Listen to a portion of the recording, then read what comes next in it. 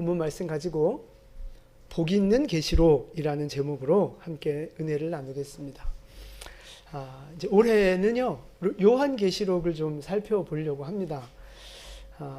이게 선입견이 좀 많은 책이고 또 이단과 사이비들이 이제 여기서 많이 나오기 때문에 많이들 이제 조심스러워하는 책이기도 하죠.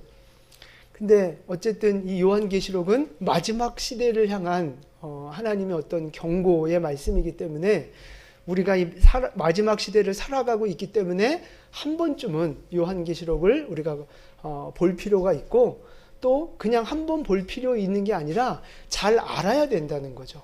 그래야 마지막 때를 우리가 승리할 수 있게 된다는 말씀입니다. 그래서 올 한 해 작년보다는 어쨌든 더 예수님 오실 날이 가까워지지 않았겠습니까? 그러니까 이제 주님 오실 날을 잘 준비하면서 올 한 해 이렇게 말씀을, 요한계시록 말씀을 좀 보려고 해요. 제가 특별히 이번 설교 준비하면서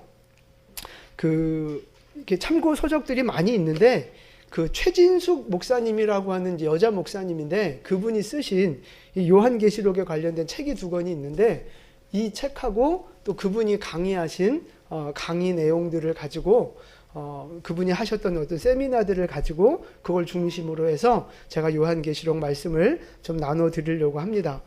그러니까 요한계시록에 대해서 여러 가지 많은 해석들이 있고 의견들이 많이 있는데, 제가 아주 유명하다는 분들 것도 이렇게 좀 보고 했는데 없지 않아 좀 이상한 부분들이 좀 있어요. 제가 볼 때 이게 진짜 성경적이구나 하는 그렇지 않은 부분들이 좀 있는데, 이 최진숙 목사님 이 책은 하여튼 제가 볼 때는 그래도 성경을 벗어나지 않고 성경 안에서 가장 이렇게 성경적으로 요한계시록을 풀어나가려고 많이 애를 쓰셨더라고요. 그래서 저도 이 입장에 많이 동의하기 때문에 이 책을 중심으로 해서 요한계시록 말씀을 좀 함께 살펴보려고 합니다.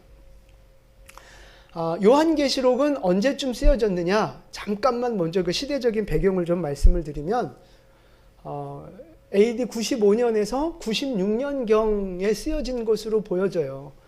그러니까 그 당시에 이 로마를 통치하고 있던 황제는 도미티아누스라고 하는 황제입니다. 그 황제가 통치하고 있을 때 요한계시록이 기록이 됐는데, 여러분 로마가 초대교회 성도들을 엄청 많이 핍박한 걸로 우리가 알고 있잖아요.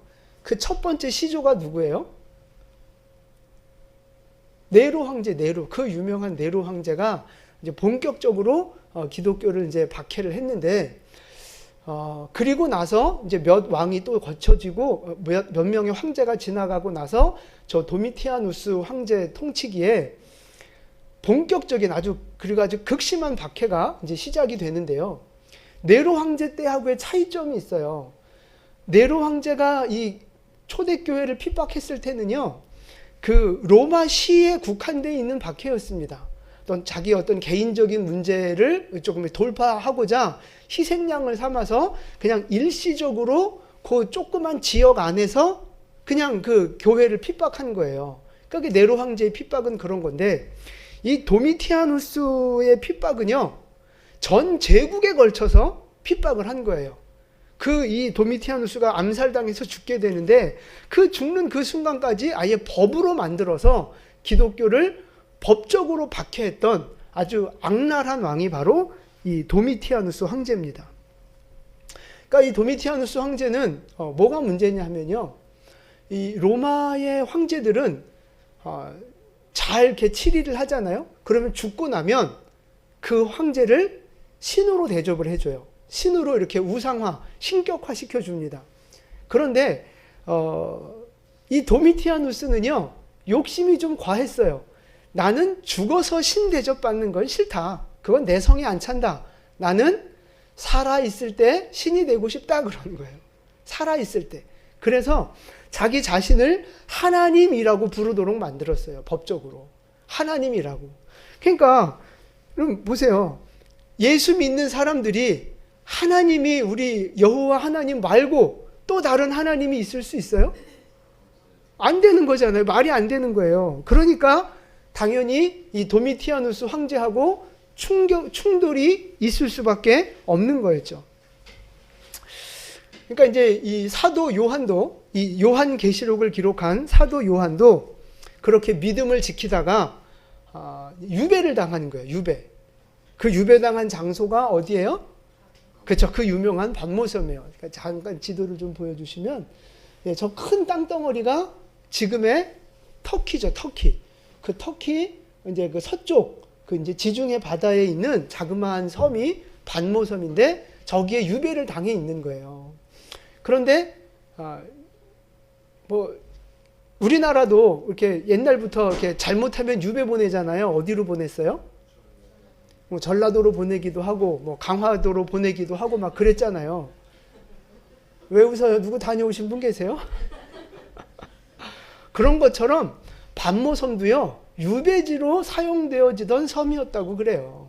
그러니까 아주 뭐 이렇게 지금은 이제 지중해라 뭐 이렇게 관광지고 하지만 그 당시에는 참 살기 힘든 이제 그런 땅이 반모섬이었던 거죠.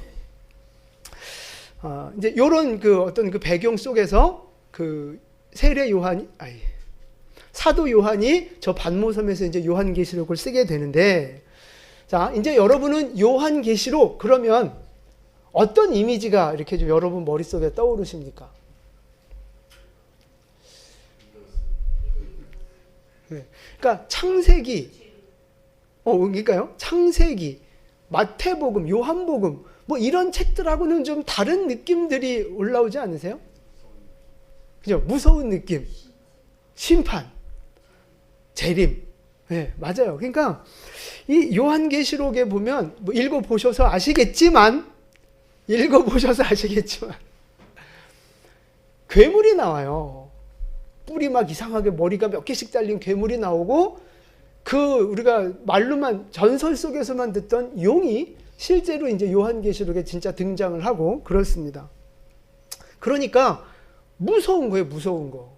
막 괴물 이야기 나오고 막 심판 이야기 나오고 막 온 땅이 막 저주를 받는 것처럼 막 재앙이 임하고 하니까 막 요한계시록을 읽을 때는 두려움, 그런 어떤 선입관이 우리한테 확 올라온다고요. 저도 이제 20대 초반에 요한계시록을 이렇게 좀 읽을 때 되게 무섭더라고요. 무섭다는 얘기를 듣고 봐서 그런지 몰라도 하여튼 밤에 요한계시록을 읽는데 되게 무서웠어요. 그래서 읽다가 말고 이렇게 덮었던 그런 기억이 있는데, 요한계시록 그러면 뭔가 이런 그 부담감이 있어요. 무섭고 두렵고. 그리고 이해하기 어려운 책, 잘못하면 이단이 되는 책, 뭐 이런 생각들이 있단 말이에요. 근데 이런 어떤 그 생각들과 느낌들이 맞아요? 틀려요? 여러분 어떻게 생각하세요? 잘 모르겠는데요.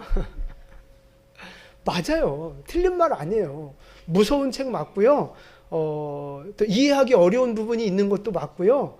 잘못하면 이단에 빠질 수도 있는 거고요. 읽기 어려운 책은 맞아요. 그런데 중요한 건 읽기 어렵다, 무섭다라고 생각하고 거기에서 딱 멈춰버리면 그거는 마귀에게 속는 거예요.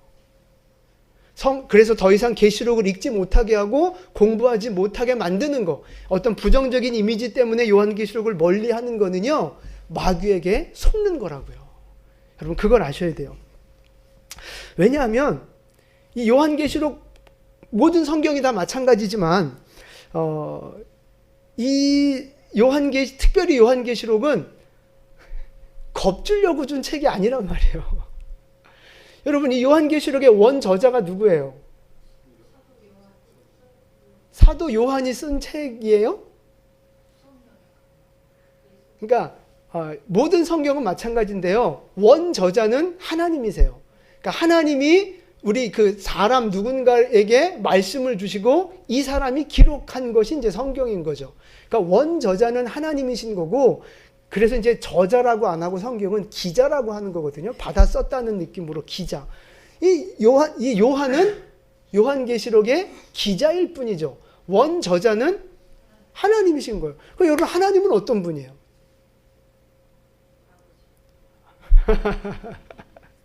아버지. 하나님은 사랑이신 분, 좋으신 분, 우리에게 뭘 주기를 원하시는 분? 복 주길 원하시는 분.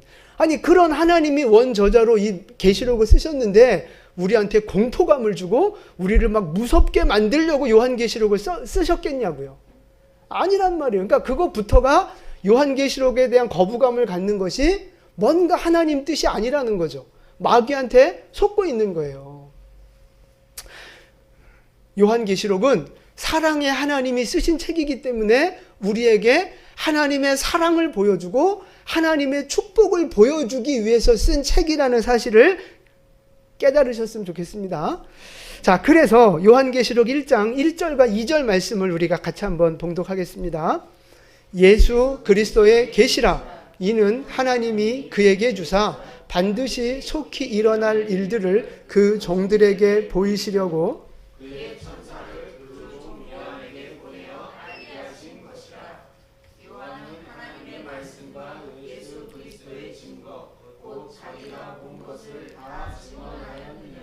아멘. 자, 요한계시록은 보세요. 예수 그리스도의 계시입니다. 계시. 그래서 하나님이 그에게 주셔서, 그러니까 예수님에게 주셔서 그 종 요한을 통해서 교회에 전달하게 하시려고 이 요한계시록을 기록하게 했다는 거예요. 그러니까 다시 한번 무섭고 두렵게 만들려고 쓰신 책이 아니라 교회의 기쁜 소식으로, 복음으로 복 주시려고 쓴 책이 요한계시록이라고 하는 사실입니다. 그러면 요한계시록은 복이 있는 책이에요? 무서운 책이에요? 복 있는 책이에요. 그래서 오늘 말씀의 제목이 복 있는 계시록입니다. 자, 3절 말씀 우리 같이 봉독하겠습니다. 이 예언의 말씀을 읽는 자와 듣는 자와 그 가운데 기록한 것을 지키는 자는 복이 있나니 때가 가까움이라. 아멘. 그래 보세요. 이 말씀을 읽는 자, 듣는 자, 그 말씀을 지키는 자가 복이 있다고 하시잖아요. 그러니까 여러분이 계시록을 읽고 듣고 이 말씀대로 순종할 때 우리에게 복이 된다는 사실 믿으시기 바랍니다. 따라서 해보세요. 계시록은 복이 있는 책입니다. 네, 복이 있는 책이에요. 그러니까 여러분 보세요. 마귀한테 속으면 무서워. 나 읽기 싫어. 잘못하면 이단돼. 이래서 아예 복을 원천 차단시켜버린단 말이죠. 그게 여러분 마귀한테 속는 거예요. 그래서 요한계시록뿐만 아니라 사실 모든 말씀은 우리가 읽고 듣고 지킬수록 우리에게 복이 된다는 사실을 꼭 믿으시기를 바랍니다. 그러니까 하나님이 주시는 복을 받으려면요, 결국 성경으로 돌아와야 돼요. 성경을 읽으셔야 믿음이 생기고 지혜가 생기고 하나님이 주신 복을 찾아갈 수 있게 되는 거예요. 여러분 올 한 해 이제 새롭게 또 시작이 됐잖아요. 말씀을 많이 읽으시는 여러분 되시기를 축복합니다. 복입니다. 복 그게. 자, 그리고 특별히 요한계시록이 복인 이유는요. 지금 3절에도 복이 있나니 그랬잖아요. 근데 복이 있다라고 하는 말이 표현이 요한계시록에 몇 번이나 나와 있는 줄 아세요? 알 리가 없죠. 아는 게 이상한 거예요. 요한계시록에 7번이 나와 있습니다. 7번. 근데 여러분 우리가 아는 것처럼 이 7이라고 하는 숫자는 어떤 의미를 가지고 있는 숫자예요? 완전수예요. 완전수. 하나님의 수, 완전수. 그러니까 이게 22장까지 있는 긴 서신인데 의도적으로 요한은요 여기에다가 7번 복에 대해서 기록을 해놨다고요. 그러니까 무슨 말이에요? 이 요한계시록에는 완전한 하나님의 복, 영원한 하나님의 복이 숨어있는 책이, 그 복을 누리게 하는 책이 바로 이 요한계시록이라고 하는 사실입니다. 그래서 여러분 계시록은 우리가 많이 읽으셔야 되고 특별히 잘 아셔야 돼요. 그래야 마지막 때 진짜 복된 자로 승리할 수 있게 되는 줄로 믿습니다. 그러니까 보세요. 이 도미티아누스 황제 시대 때 예수 믿으면 고문당하고 끌려가고 재산 몰수당하고 감옥에 가서 처참하게 고문 받다가 사자밥이 되고 이런 상황 속에서 이 현실만 바라보면 내일을 꿈꾸기가 참 어려운 그런 절망적이고 힘들고 비참한 삶을 살아가는데 초대교회 성도들이 그렇게 살아가고 있는데 하나님이 그때 요한계시록을 던져주시는 거죠. 내가 너희에게 복 주기를 원한다. 내가 너희를 이렇게 사랑하고 내가 너희를 향한 이런 승리의 계획들을 갖고 있다는 걸 지금 보여주려고 요한계시록을 우리에게 허락해 주신 거예요. 자, 여러분, 힘들고 어려울수록 우리는 어디로 돌아가야 돼요? 말씀으로 돌아가셔야 돼요. 그래서 우리 안에 있는 모든 고난들을 이기고 말씀의 능력을 경험하는 우리 모두 될 수 있기를 축복합니다. 그럼 여러분, 이 요한계시록에서 가장 중요한 주제를 하나 꼽으라면 무슨 단어를 꼽을 수 있을까요? 어차피 여러분 정답을 기대하지 않으니까 어차피 모르잖아요, 우리 다. 아무거나 던져보세요. 복. 네, 그죠? 복도 맞아요. 또 사랑. 네, 또 뭐가 있을까요? 다 맞아요. 다 던지세요. 자, 그러면 요한이 이걸 기록하면서 이제 어떤 그 체계적인 구조를 가지고 이 성경을 기록을 했는데, 요한이 생각할 때, 요 부분이 가장 중요해라고 가장 중요하게 여기고 기록했던 장이 있다면 그게 몇 장일까요? 1장부터 22장까지 해서.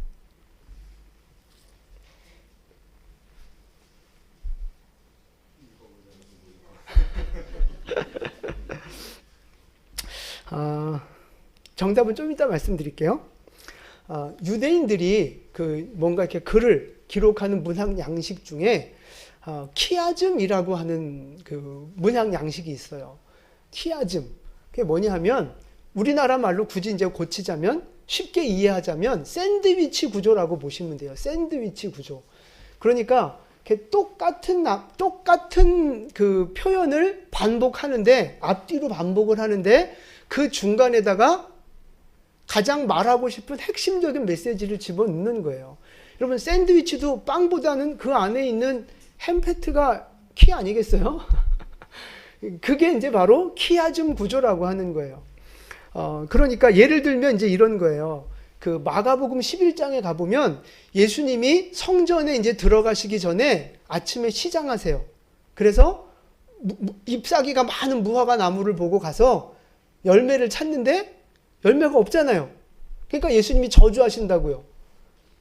그리고 나서 성전에 들어가 보니까 막 장사꾼들이 있고 난리예요. 그래서 막 다 뒤집어 엎으셨어요. 그리고 이제 성을 나오셨다가 그 다음날 다시 성을 들어가시는데 보니까 어제 저주했던 무화과 나무가 말라 있는 거예요. 죽어 있는 거예요. 그게 마가복음 그 11장에 나오는 내용인데, 무화과 나무를 저주한 사건, 성전을 정화시킨, 깨끗하게 만든 사건, 여러분 이게 연관이 있어요, 없어요?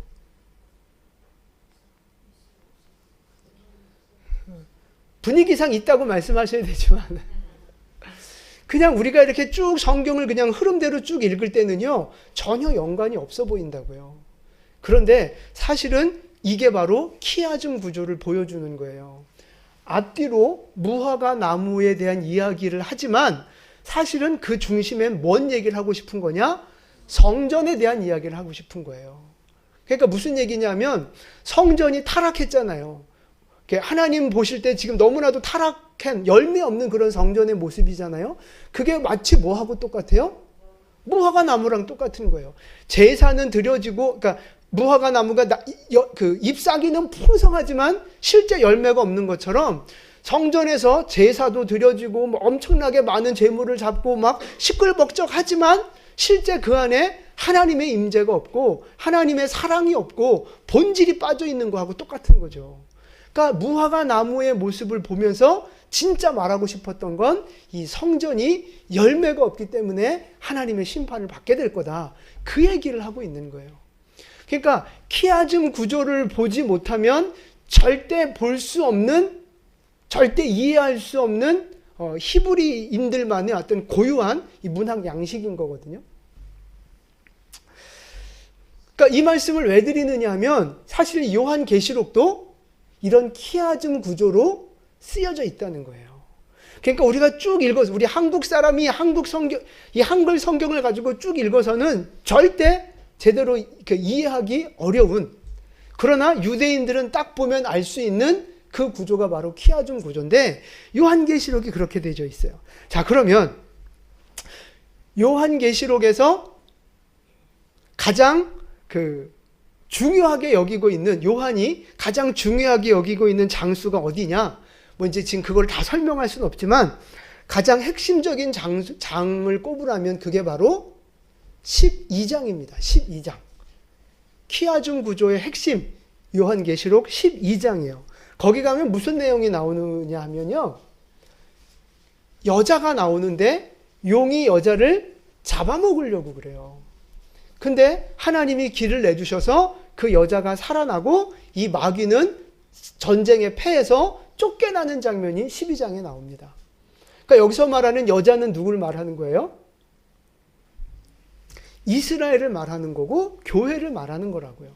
그러니까 결국 마지막 때는요, 마귀가 교회를 무너뜨리고 하나님의 구원의 역사를 망가뜨리려고 난리법석을 치지만 결국에는 교회가 승리하고 결국에는 이스라엘이 구원을 받게 된다. 그 이야기를 보여주는 거라고요. 교회가 승리한다는 걸 보여주는 거예요. 결국 마귀는 실패한다는 걸 보여주는 거예요. 그러니까 요한계시록의 핵심은 바로 뭐예요? 그러니까 요한계시록의 핵심 장은 몇 장? 12장인 거고요. 그러니까 물론 이렇게 여러 관점으로 볼 수 있지만 키아즘 구조에서 볼 때 그렇다는 말씀이에요. 그래서 가장 핵심적인 장이 12장이고요. 그럼 요한계시록의 전체에서 가장 핵심적인 단어, 핵심 단어를 꼽으라면 그건 뭐겠어요? 그게 바로 승리인 거예요. 승리. 교회는 승리한다는 거예요. 하나님의 백성은 승리한다는 거예요. 세상이 말세가 될수록 점점 마귀가 난리를 치고 세상이 점점 더 어떤 재앙과 저주 속으로 들어가는 것 같지만, 그러나 결국 교회는 최후 승리자가 될 것이다. 지금 이거를 요한계시록에서 보여주고 있는 거예요. 할렐루야. 여러분, 교회는요, 성도는 최후 승리자가 될 것을 믿으시기 바랍니다. 우리의 승리는요, 정해져 있는 거예요. 정해져 있어요. 지금 우리의 승리는 하나님의 계획 속에 정해져 있다고요. 그러니까 우리가 힘들 때도 있어요. 실패할 때도 있어요. 망한 것처럼 보일 때도 있어요. 그러나 그 실패하고 망한 것처럼 보이는 그 순간조차 사실은요, 결정된 승리를 향해 가는 과정일 뿐이라는 사실입니다. 여러분, 이거 아주 굉장히 중요한 말씀이에요. 잘 들으셔야 돼요. 그러니까 우리가 뭘 보면 이걸 알 수 있느냐 하면 예수님이 십자가에서 죽으신 사건을 한번 보세요. 자, 저를 보세요. 저를 보세요. 예수님이 십자가에서 죽으신 사건이 우리 육신의 눈으로 볼 때 승리한 거예요? 패배한 거예요? 패배한 거죠. 예수님이 십자가 못 박혀 돌아가신 거는요, 정치범으로 유죄 형벌을 받아서 처형을 받은 거라고요. 예수님이 사역을 하고 다닐 때는요, 수만 명의 사람들이 따라다니면서 그 인기가 하늘 높은 줄 모르고 정말 예수님을 왕으로 모시려고 난리를 쳤어요. 근데 예수님이 십자가에 못 박히셨을 때 옆에 누가 남아 있었어요?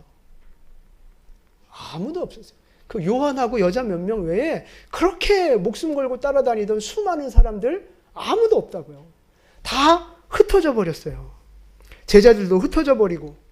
그러니까 열심히 3년 동안 사역을 한 그 결과가 아무것도 열매가 없는 거예요. 그냥 비참하게 처형받은 하나의 그냥 죄인, 뭔가 혁명을 일으켜 보려고 하다가 그냥 실패한 인생, 그냥 그걸로밖에 보여지지 않는다고요. 근데 여러분, 사실은 그 십자가의 죽음, 실패처럼 보이는 그 십자가의 사건, 그 사건 뒤에 뭐가 나와요? 부활이 나오잖아요. 부활, 하나님이 높이시는 영광, 그게 나온다고요. 그러니까 결국 이 십자가의 죽음의 사건은요, 실패한 듯해 보이지만 이미 결정되어 있는 확정된 승리를 향해 가는 과정이었다는 거죠. 과정. 여러분, 우리가 우리의 인생을 이 믿음의 눈으로 바라보실 수 있어야 된다는 거예요. 여러분, 우리의 승리는 미정입니까? 확정입니까? 확정이에요. 우리의 승리는 이미 예정돼 있는 거라고요. 그런데 이제 중요한 건 그거예요. 승리가 결정돼 있고 확정돼 있어요. 그러면 승리를 향해 가는 이 과정에는 실패가 없느냐? 실수가 없느냐? 망하는 것 같은 사건이 없느냐 하는 거예요.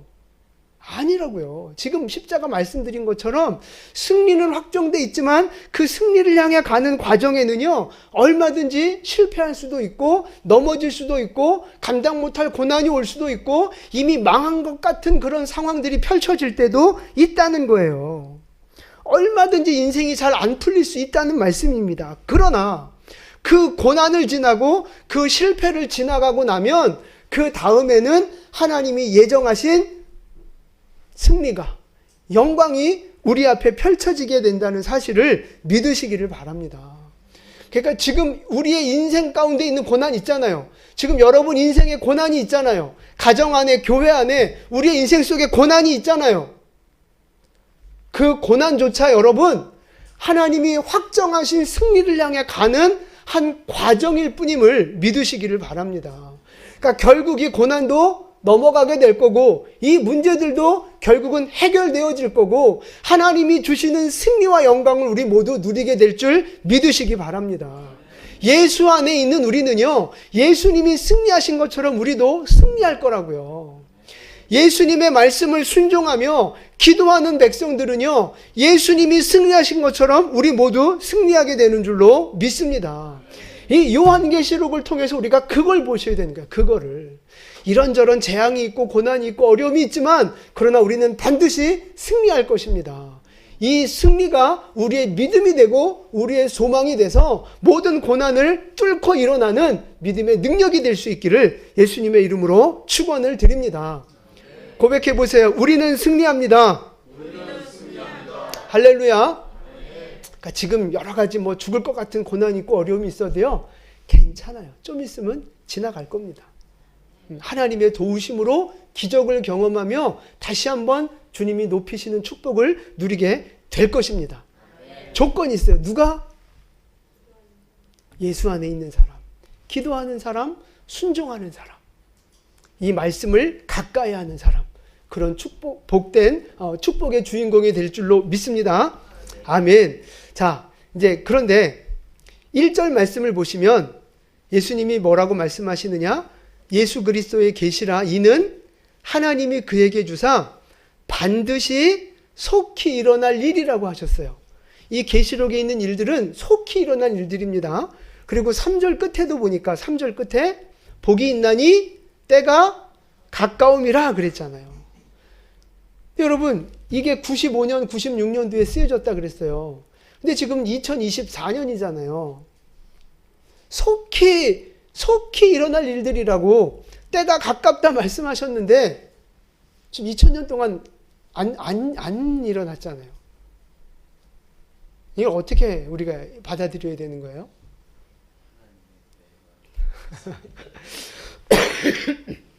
이제 이게 우리의 신앙의 늘 딜레마거든요.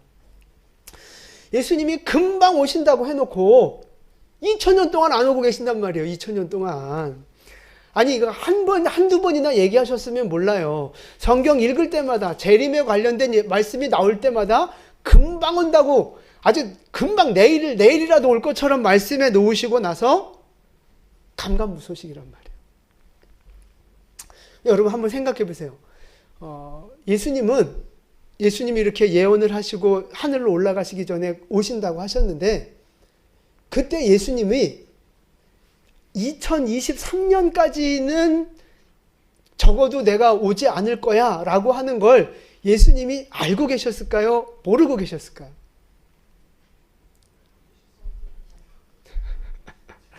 그 때와 기한은 너희 알 바 아니요. 나도 모르고 하나님 그러셨는데, 그냥 모르실 수도 있고 알 수도 있고, 근데 아마 아시지 않았겠어요? 대충 이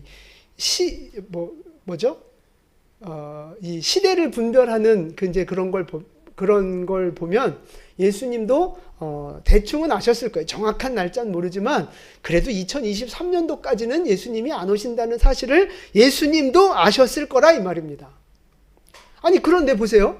예수님은 본인이 2023년도까지 안 오신다는 걸 알고 계셨는데 왜 금방 올 것처럼 말씀하셨냐고. 우리가 만년 천년 사는 사람도 아니고 끼케야 100년 사는 사람인데 우리한테 왜 금방 올 것처럼 말씀해 놓으시고, 그것도 본인이 진짜 몰랐으면 몰라, 본인은 2000년 넘도록 안 오신다는 걸 알고 계셨으면서도 왜 굳이 우리한테는 금방 오실 것처럼 뻥을 치셨느냐 이거죠. 왜 우리를 갖고 노시는 것처럼 왜 그러시는 거예요 도대체?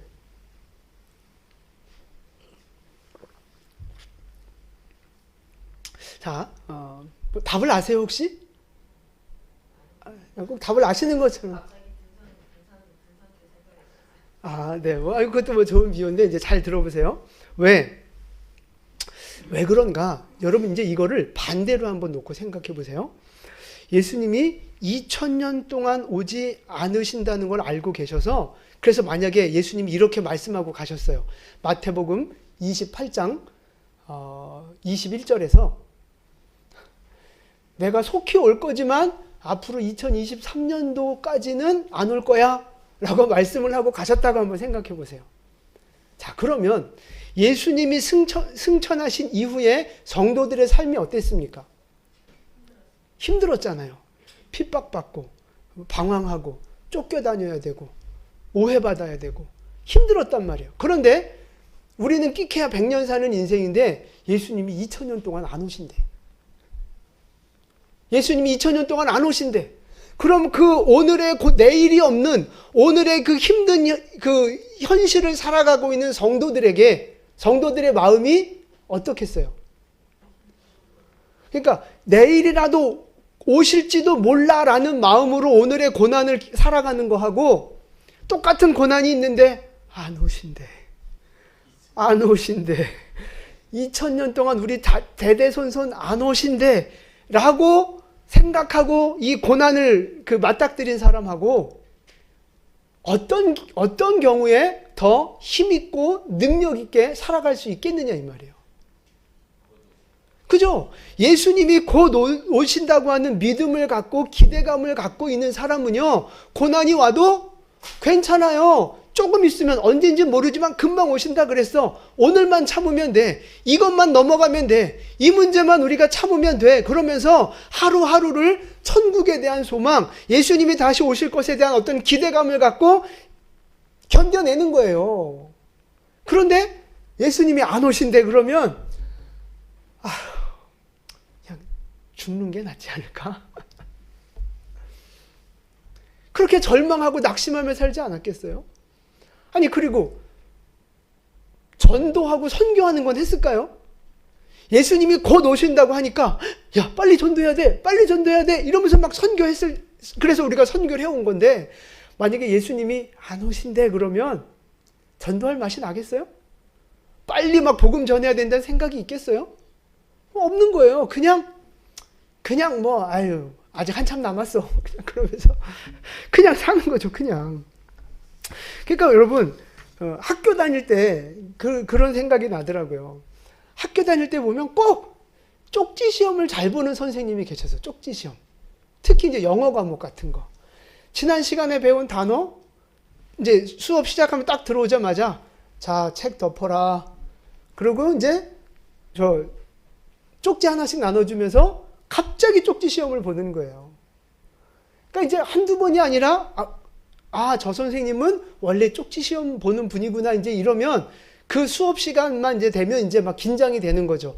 막 쉬는 시간에 책이라도 하나 더 보면서 단어 하나라도 더 외우고 그러면서 쪽지 시험 통과해 보려고, 안 혼나려고 이제 이렇게 막 공부하고 이제 그랬던 기억이 있어요. 근데 전혀 시험과 상관없는 과목 있죠. 뭐 체육도 그렇고 미술도 그렇고, 이거는 심지어 중간고사도 안 봐. 기말고사도 이제 뭐 성적을 내야 되니까 이제 형식적으로 보는 거지 시험이 없는 과목. 그러면 그 과목을 대할 때는 너무 마음이 편한 거죠. 긴장감이 1도 없어요. 근데 쪽지 시험을 보는 과목은요, 늘 그 과목이 다가올 때마다 긴장해야 돼요, 긴장. 그럼 여러분, 쪽지 시험 보는 과목하고 아예 시험이 없는 과목하고 어떤 과목이 더 실력이 늘어요? 그죠? 자꾸 시험을 보고 자꾸 긴장하게 할 때 그때 우리의 실력이 늘어나는 거라고요. 영적으로도 마찬가지예요. 영적으로도. 우리가 예수님은 왜 오지도 않을 거 금방 올 것처럼 그렇게 우리를 막 바짝 긴장시켜 놓으셨느냐? 그게 우리의 믿음에 유익하기 때문에 그런 거라고요. 누가복음에 보면 어떤 주인이 먼 나라로 떠납니다. 그런데 떠나면서 그 문지기한테 이야기를 하는 거예요. 내가 새벽에 올지 밤에 올지 언제 올지 몰라. 그러니까 너는 깨어서 지키고 있다가 내가 오면 언제든지 딱 문 열어줘야 돼. 이렇게 말씀하고 가셨어요. 근데 여러분 너무 악독한 주인 아니에요? 아니 대충 시간 알려주고 오면 얼마나 좋아요. 왜 굳이 새벽에 오려고 그래? 왜? 오기 전에 이렇게 편히 쉬고 있어. 그러고 이제 올 때쯤 되면 미리 뭐 심부름꾼 하나 미리 보내가지고 야 오신대 준비해. 뭐 이렇게 하면 얼마나 인격적이고 좋냐고요. 근데 밤을 꼴딱 새도록 왜 만드냐고. 예수님은 왜 그러시는 거예요? 그게 악덕 업주라 그런 게 아니고요. 우리가 영적으로 늘 깨어있기를 원하시는 거예요. 누가복음 말씀 우리 같이 봉독할게요. 주인이 와서 깨어있는 것을 보면 그 종들은 복이 있으리로다. 아멘. 깨어있기를 원하시는 거예요. 깨어있는 믿음이 돼야 고난을 이기는 믿음이 되고 깨어있는 믿음이 돼야 어려움을 돌파하는 능력 있는 믿음이 될 수 있기 때문에 그런 거예요. 여러분, 하나님은 우리가 깨어있기를 원하신다고요. 그러니까 앞으로요, 100년 안에 예수님이 오실까요? 몰라요. 오실 수도 있고 안 오실 수도 있어요. 200년이 걸릴 수도 있고요. 아니면 뭐 20, 30년 안에 오실 수도 있고요. 모르는 일입니다. 근데 중요한 건 뭔지 아세요? 예수님이 언제 오시느냐 자꾸 거기에 관심 갖지 말고요. 예수님이 언젠지 모르지만 오셨을 때 내가 깨어있는 모습으로 주님을 만나야 된다 이 말씀이에요. 여러분 그게 중요한 거예요. 예수님이 몇 시에 올까? 주인이 몇 시에 올까? 그건 의미 없어요. 몇 시에 오든 새벽에 오든 밤에 오든 오셨을 때 그 문지기가 깨어있는 거 그게 중요한 거거든요. 여러분 우리 신앙의 관점이 그 핵심이 바로 거기 있어야 되는 거예요. 예수님이 오실 때 깨어있는 모습으로 주님을 맞이해야 된다고요. 예수님이 언제 오시더라도 깨어있는, 일하고 있는, 기도하고 있는, 충성하고 있는 그 모습으로 우리가 주님을 만나야 하는 줄로 믿습니다. 그 영적인 긴장감, 그 영적인 깨어있는 모습, 주님이 바로 그 모습을 원하시는 거예요. 그 모습을. 여러분 어떻습니까? 지금 여러분 깨어 있으십니까? 지금 주님이 당장 오더라도 주님을 지금 만난다 그래도 부끄럽지 않게 깨어있는 모습, 기도하는 모습, 예배하는 모습, 사명의 자리에 충성하고 있는 그런 모습이십니까? 아니면 기도하지 않고 영적으로 게을르고 나태해져서 사명을 멀리하고 그냥 세상 욕심만, 세상 어떤 그 축복만 바라보면서 그렇게 살아가고 있지 않습니까? 지금 여러분은 문지기를 비유한다면 깨어있는 문지기입니까? 자고 있는 문지기입니까? 네, 아멘이에요. 그러시기를 바라요. 여러분 우리가 요한계시록을 공부하면서 하나님의 이 큰 그림을 좀 깨달으시고 다시 한번 깨어있는 믿음으로 회복되고 준비되어질 수 있기를 축복합니다. 여러분 예수님 언제 오실지 모르잖아요. 그리고 그 우주적인 종말, 예수님이 그 다시 오시는 것도 종말이지만 또 내가 언제 죽을지 모르잖아요. 내가 언제 주님 만나게 될지 모르잖아요. 그러니까 중요한 건 언제일까? 그게 중요한 게 아니라 언제건 상관없이 깨어있는 모습으로 주님 만나는 거. 언제인지 상관없이 내가 주님을 가장 사랑하는 모습으로 주님을 만나는 거. 내가 충성하는 자로 살다가 주님을 만나는 거. 여러분 이게 우리의 관심사요. 우리의 신앙의 목표가 되어져야 할 줄로 믿습니다. 여러분 항상 깨어 있으시기를 축복합니다. 항상 기도하는 자로, 항상 사명 감당하는 자로, 항상 예배하는 자로 깨어 있다가 언제든 주님 오실 때 기쁨과 영광으로 주님을 맞이하는 그런 복된 성도들 될 수 있기를 예수님의 이름으로 축원을 드립니다. 아멘. 기도하겠습니다.